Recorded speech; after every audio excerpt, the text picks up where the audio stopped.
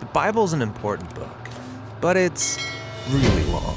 Yeah, it's a collection of many books written over a long period of time, but altogether they tell one unified story. So, what's the story of the Bible?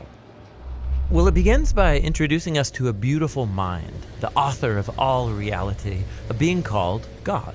And he has the power to take the dark chaos of the uncreated world and bring about order and beauty and a garden full of life. And to crown this accomplishment, God appoints these creatures called humanity, Or in Hebrew, Adam. and they're made as God's image. Which means that they're commissioned to rule this beautiful world on God's behalf by harnessing all of its potential and creating even more beauty and order. This is a story about humans using their power to do meaningful, life-giving work.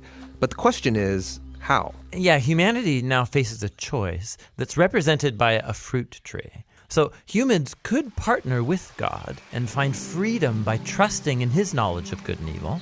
Or They could seize power and define good and evil on their own, which, God warns, will kill them. and they hear the voice of a dark, mysterious creature that tells them the choice is simple. Take the fruit. It'll give you power and freedom to rule the world on your own terms. And so they seize this knowledge, and as a result, they become suspicious and self-protective. It leads to fractured relationships, violent power grabs, and ultimately, a whole civilization, Babylon, that has redefined evil as good. And so, God scatters this corrupted human project.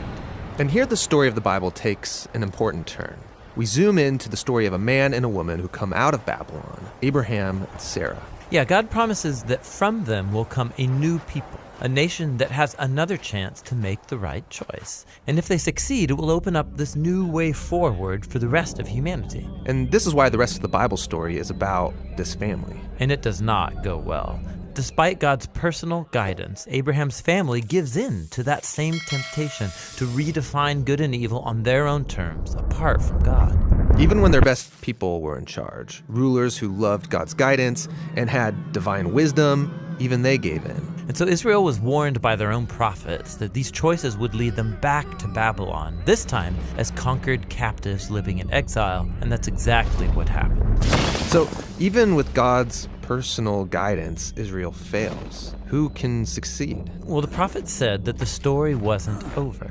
God's going to send a new leader to Israel to cover for their failures and to transform the people's hearts and minds so that they can make the right choice. And so the part of the Bible called the Old Testament ends, and these promises are left hanging. And then the biblical story continues into the New Testament. We're introduced to a man who comes from the line of Israel's kings, Jesus of Nazareth. And he said that he was bringing all these promises to their completion. He confronted that dark, mysterious evil that all humanity has given into and resisted its power. And then he announced that God had arrived to rule the world through himself.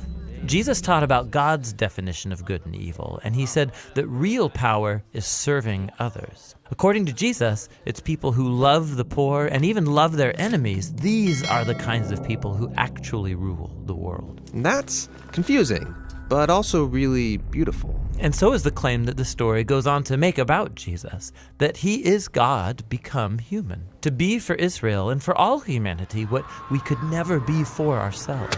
He came to take the consequences of our evil into himself, and his sacrificial love proved more powerful than evil, than even death itself.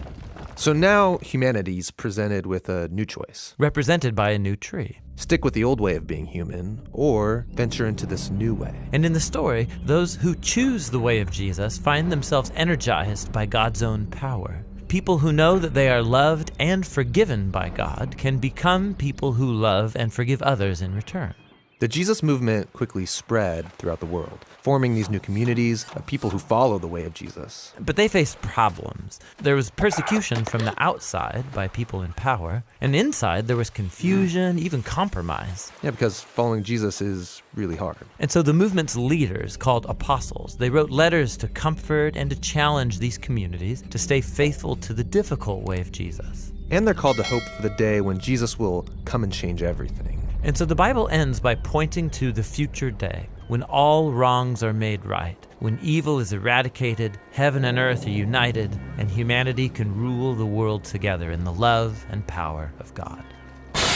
Okay, so that's the story of the Bible, and it brings all of these books together. But what's interesting is that each book contains a different kind of literature that contributes to this story in a unique way, and that's what the next video will begin to explore.